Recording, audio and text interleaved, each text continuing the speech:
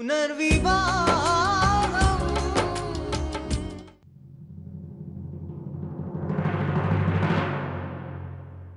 మీరిలా ఎందుకు వెంటబడుతున్నారు?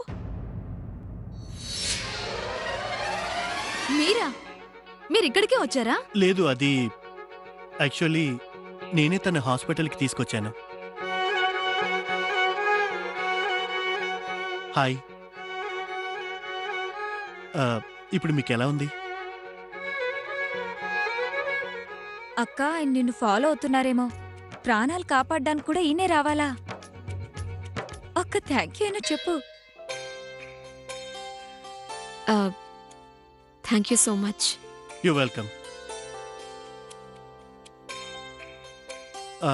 Actually thanks మీరు తనకి చెప్పాలి. అంత పెద్ద వర్షంలో మిమ్మల్ని ఎత్తుకొని నడుచుకుంటూ హాస్పిటల్ దాకా వచ్చాడు. అందుకే 99% అతనికి, 1% నాకు. ఎవరతను? Sorry, I don't know. ఒకవేళ అతని టెంపో గనక పాడవకపోతే అతను మీ ముందుండేవాడు, నేను కాదు.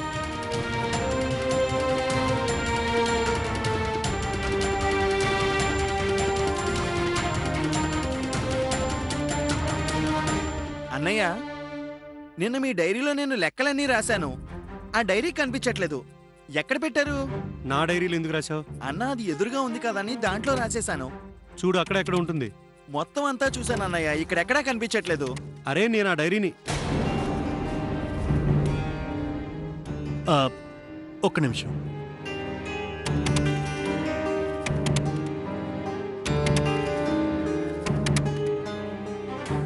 ఈ డైరీ నాకు బండి బ్యాక్ సీట్లో దొరికింది. ఒకవేళ ఇది మీదేనేమో. ఒకవేళ డైరీ ఆ అమ్మాయితో పాటు బండిలో పడిపోలేదు కదా? Can I? ష్యూర్.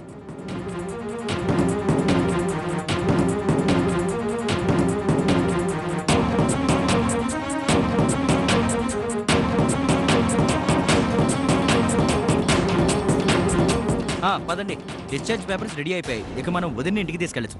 పదండి వదిన. అయితే సరే, నేను ఇక వెళ్తాను. Nice meeting all of you, and మీకు get well soon. Thank you.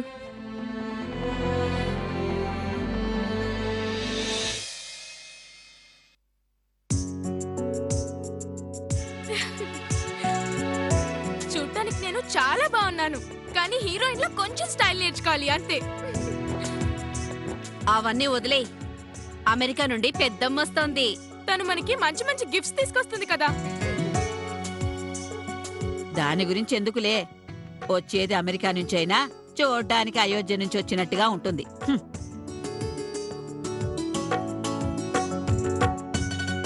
ఎన్నో మంచి మంచి వంటలు చేస్తారు. కచోరీలు, లడ్డూలు, జిలేబీలు అన్నీ చేస్తానమ్మా. కడుపు నిండా తినచ్చు. అక్కయ్యకైతే నా చేత్తో వండినవన్నీ చాలా ఇష్టం కదా. హరే రామ్ హరే కృష్ణ. ఇంట్లో ముగ్గురున్నారు, సరిపోలేదన్నట్టు నాలుగోది కూడా వస్తోంది. పాపం, ఇక సరిత పని అయిపోయినట్టే. భగవంతుడా, ఇలా చూడు, ఈ రోజు వంట నువ్వు చేయొద్దు. ఎందుకంటే నీ చేతి వంట తిని ఈ రోజు పారిపోతుంది మా అక్కయ్య అయోధ్యకి. అవును, నువ్వు మహారాణిలా కూర్చునుంటే చాలు. మా అమ్మాయి చేస్తుంది రుచికరమైన వంటలు. సరే, కూర్చున్నాను మహారాణిలాగా. మంచి మంచి వంటలు చేయండి. చేస్తారు కదా?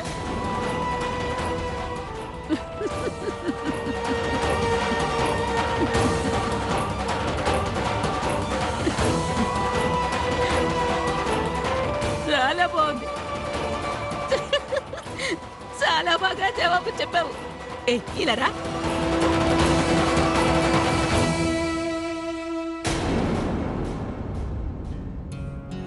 త్వరగా కానివ్వు. చూడు, నేను ఆ పనులన్నీ చేసేశాను. చాలా బాగా జవాబు చెప్పావు. 100 మాటలకి ఒక్క జవాబు చాలు. నువ్వు టీవీలో వచ్చే హీరోయిన్లా బాగా తయారై కూర్చో. నిజంగా చావని వాళ్ళని ఈ వేళ్ళలో చెవటలతో ఒంట్లో ఉన్న కొవ్వంతా కరిగిపోతుంది. బాగుంటుంది. ఈ మహారాణ్ణి నెత్తికెక్కించుకోండి. చూస్తానిద్దరు ఏం చేస్తారో. అరే నా కోసం ఎవరైనా వస్తే వీళ్ళకి కడుపు మండుతుంది. వాళ్ళ వాళ్ళు వస్తే మాత్రం బాగా వండి పెట్టాలి. వాళ్ళ వాళ్ళైతే ఎంతో ప్రేమ కురిపిస్తారు. నా వాళ్ళైతే శత్రువులా చూస్తారు. మా అక్కయ్య వస్తోంది కదా, అందుకే వీళ్ళకి కడుపు మండుతోంది. గుడ్ మార్నింగ్ అక్క. ఇదిగో నీ కాఫీ. Good morning. ఇప్పుడు ఒంట్లో ఎలా ఉంది? ఇప్పుడు చేయి నొప్పి తగ్గిందా? Much better.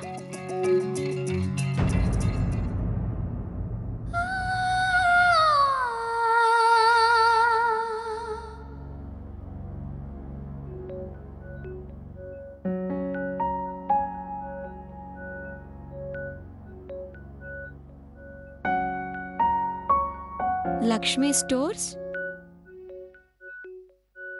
అక్క, నిన్ను హాస్పిటల్ కి తీసుకెళ్ళింది ఈ పాత సామాన్లు కొట్టువాడా? ఫోన్లే మంచిదే. ఎలాగో ఇంట్లో చాలా పాత సామాన్లు ఇచ్చేయాలనుకుంటున్నాను. అతనికి ఇచ్చేస్తే సరి. వదినా, మీరు అతని నంబర్ని సేవ్ చేసుకోండి. ప్రీతి, బ్రేక్ఫాస్ట్ కోసం అన్ని సిద్ధం చేయాలి. అలాగే వదిన, వెళ్దాం. వస్తా వదినా.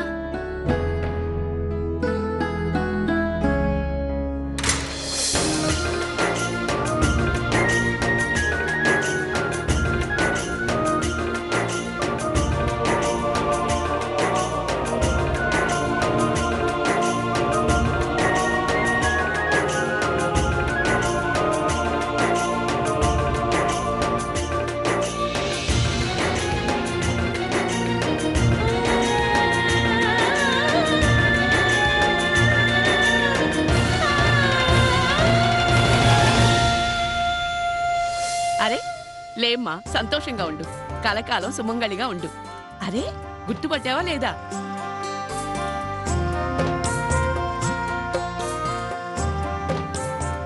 నేను నీ పెళ్లికి వచ్చాను. నేను రాముల వారి వీధిలో ఉంటాను. ప్రతి మాట ఎంత తీగా ఉంటుందంటే రసమాలై తిన్నట్టుంటుంది. ఇక ఏదైనా పని చేశానంటే ఎదురు వాళ్ళకి సంతోషంగా ఉంటుంది. నిజంగా చాలా అందంగా, ఎంతో గుణవంతురాలా కనిపిస్తున్నావు. నీకు గనక నా దిష్టి తగులుతుందో ఏమో. 10 ఏళ్లుగా అమెరికాలో ఉంటున్నాను. అయినా కూడా నేను నా దేశ సంస్కారాన్ని, అలాగే ఇక్కడి ఆచార వ్యవహారాన్ని అస్సలు మర్చిపోలేను.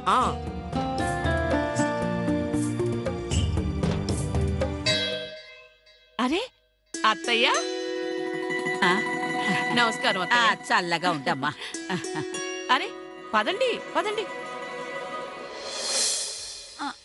దొంగది బయటికి ఒకటి మాట్లాడుతుంది, కానీ మనసులో మాత్రం అన్ని కుళ్ళు బుద్ధులే. దొంగ మొహంది. సర్లే, ఈ రోజు అమెరికా నుంచి వచ్చిన కబుర్ల గురించి వింటాను. అమ్మా, అయ్యో, చాలా బాగున్నాయి కమలా. కచోరులు తిని చాలా కాలమైంది. ఎందుకంటే ఇలాంటి కచోరులు అమెరికాలో ఎక్కడ దొరుకుతాయి? నాకు తెలుసు మీరందరూ ఏం ఆలోచిస్తున్నారు. ఇస్తాను. ఇదిగోండి. చదవడం అంటే నీకు చాలా ఇష్టం కదా, బాగా చదువుకో. నువ్వు బాగా చదవాలి. ఫస్ట్ అయితే వస్తావు కదా. ఇదిగోమ్మా, నీకోసం చాక్లెట్లు. మొత్తం నీకే. ఇంకా నీకోసం తెచ్చాను. ఆగాగు, ఓపిక పట్టు. ఇదిగో, ఇవి మేకప్ సామాన్లు. సరిగ్గా ఉపయోగించాలి. అమెరికా నుండి తెచ్చాను. అరే నువ్వు అక్కడే నిలబడ్డావేంటి? ఇలా రా కోడలి పిల్ల, ఇలా రా.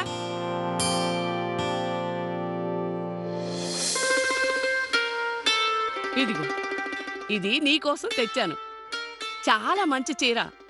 ఇలాంటిది ఇక్కడ ఎక్కడా దొరకదు, కానీ అమెరికాలో దొరుకుతుంది. అక్కడి నుండే తెచ్చాను. ఇదిగో తీసుకో. ఇలా చూడమ్మా, నువ్వు త్వరగా వెళ్ళి పిల్లల్ని తీసుకురా.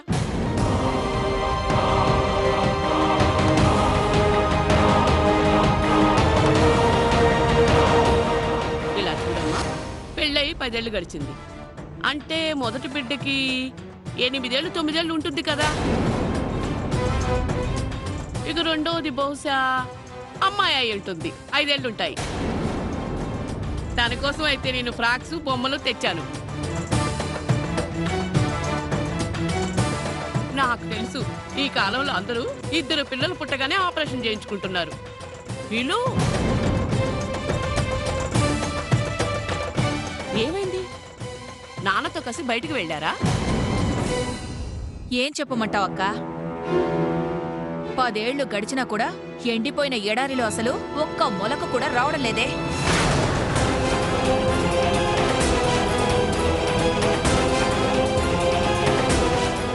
ఈ రోజుకి అలాగే ఉంది ఇది.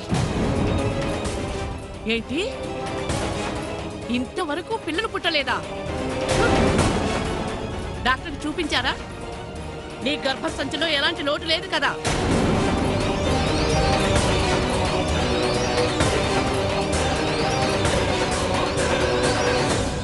ఏంటి ఇంకా అలా చూస్తున్నావు? నిజమేంటో చెప్పు. అరే, ఒకవేళ నువ్వేమైనా దాన్నేమంటారు, అదే ఆ ఫిగరు మెయింటైన్ చేయడానికి ఈ కాలం అమ్మాయిలు అసలు పిల్లల్నే కనడం లేదట. నువ్వు నీ యవ్వనం కరిగిపోకూడదు అని పిల్లలు పుట్టకుండా నువ్వు మందులేమీ వేసుకోవడం లేదు కదా? ఇంకా అలా నిలబడి చూస్తావేంటి? ఏదో ఒకటి చెప్పు. నీకు రక్తస్రావం అయితే బాగానే జరుగుతుంది కదా? నువ్వు నిజంగానే గొడ్రాలివైతే కాదు కదా మా కమల చెప్పినట్టు? ఆ పెద్దమ్మ వదిన్నవేనా అడిగితే మొహం మీదే సమాధానం చెప్తుంది. అంతకంటే ఇంకేం తెలియదు తనకి. మున్ని, నోర్మి. అంతా మా అన్నయ్య తలరాత. ఈవిడ దొరికింది మా అన్నయ్యకి. బబ్లీ, నోర్మి, లేదంటే నీకొకటిస్తాను. హరే రామ హరే కృష్ణ. ఈవిడొచ్చిన దగ్గర నుంచి సరిత గురించి ఇంత నీచంగా మాట్లాడుతుంది ఏంటి? అరేరేరేరే, కలియుగం అంటే ఇలాగా ఉంటుందేమో. భగవంతుడా, నీ నోరు ముయించు. అరే, ఏ అడారిలో అయితే ఇంతవరకు ఒక పువ్వు కూడా పుయ్యలేదు. తనని ఇంట్లో పెట్టుకుని ఏ లాభం? తనని బయటకు పంపించేయండి. ఆడదాని పనేంటో తెలుసా? వంశాన్ని అభివృద్ధి చేయడం, వారసుణ్ణి ఇవ్వడం. ఇంట్లో గొడ్రాలు గనక ఉంటే దానిని పని మనిషి కంటే హీనంగా చూస్తాం మేము. దీని వెంటనే బయటికి పంపు. ఇంకా ఎందుకు ఇంట్లో ఉంచావు? అరే, ఎంతో అందమైన కొడుకుని కన్నావు. పునర్వివాహం చెయ్యి వాడికి, పునర్వివాహం.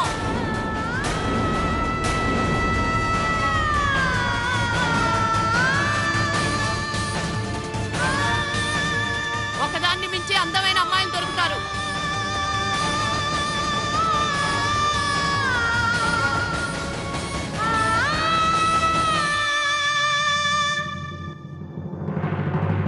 ఏం మాట్లాడరే? సమాధానం చెప్పండి. మీ పెద్దమ్మ నా మీద ఎన్ని నిందలు వేస్తోంది. ఎలా మాట్లాడుతుందో చూడండి. చెప్పండి ఆవిడికి నేనెందుకు తల్లిని కాలేదు చెప్పండి.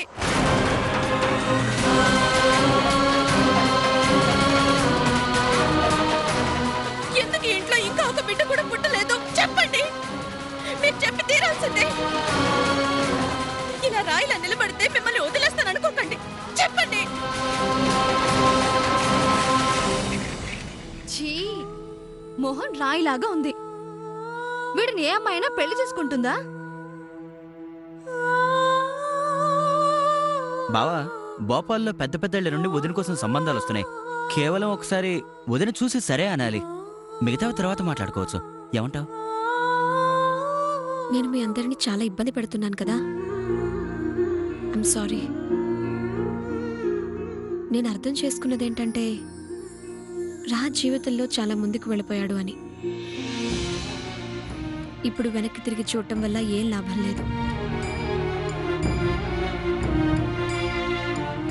అందుకని నా నిర్ణయం ఏంటంటే మీ అందరికీ ఏ అబ్బాయి అయితే నచ్చుతాడో నేను అతన్ని చేసుకోవటానికి సిద్ధంగా ఉన్నాను. ఏంటి చూస్తున్నారు? నేను నా ప్రీతి గురించి, నా తమ్ముడు గురించి అన్ని నిర్ణయాలు తీసుకున్నాను కదా. అందుకని ఒక్క నిర్ణయం మీరందరూ నా కోసం తీసుకోవచ్చుగా. అక్క, అదెలా కుదురుతుంది? మనం ఏ నిర్ణయం తీసుకున్నా సరే అందరూ కలిసే తీసుకోవాలి. ఇలా చూడు, ఇక్కడ చాలా ఫోటోలున్నాయి. నీకు వీళ్ళలో ఎవరు నచ్చినా నువ్వు మాకు చెప్పు. ఆ తర్వాతే మిగతా విషయాలు మాట్లాడదాం. ఓకేనా? నువ్వే ఏదో ఒక ఫోటోని చూపించు, నేను తనని పెళ్లి చేసుకుంటాను. లేదక్క. అరే జీవితంలో ఇంత పెద్ద నిర్ణయాన్ని ఎవరైనా అంత తేలిగ్గా తీసుకుంటారా? ఏంటి వదినా? నేనేమంటానంటే మీరు ముందు ఫోటో చూడండి. ఇంకా చెప్పాలంటే మీరు అసలు ఫోటో చూడకుండా నిర్ణయం తీసుకోవడం నేను అస్సలు ఒప్పుకోను. పదండి చూద్దాం, పదండి పదండి. రండి వదినా, కూర్చోండి.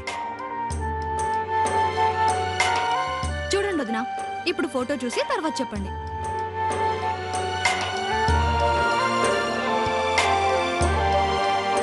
ఏ ఫోటో అయితే తిరగబడిందో అతనిని పెళ్లి చేసుకుంటాను.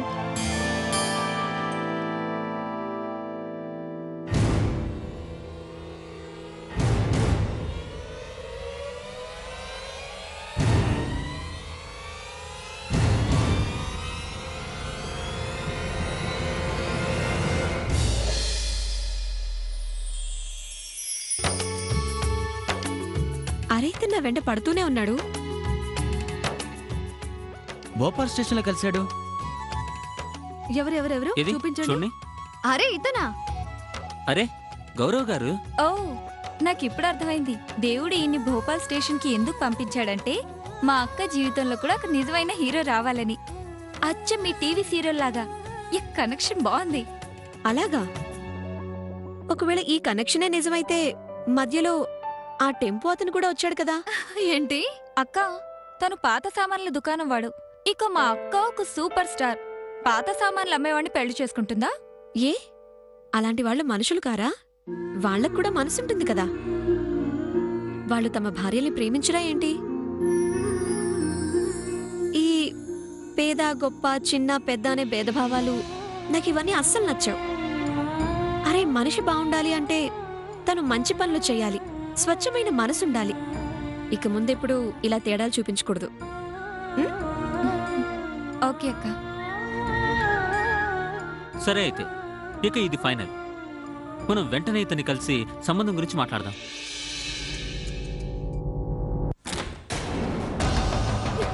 ఎక్కడికి వెళ్తున్నారు? ఆగండి, సమాధానం చెప్పండి. నిజం చెప్పడానికి ధైర్యం లేదా? వాళ్ళకి చెప్పాలి మీరే. పెళ్ళై 10 ఏళ్ళైనా కూడా ఇంకా ఎందుకు నేను గొడ్రాలుగా ఉన్నాను? నాలో లోపం ఏంటో అందరికీ చెప్పండి.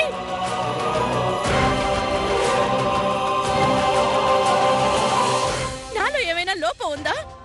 లేదంటే పిల్లల్ని కనే అర్హత నాకు లేదా? చెప్పండి, అందరికీ చెప్పండి.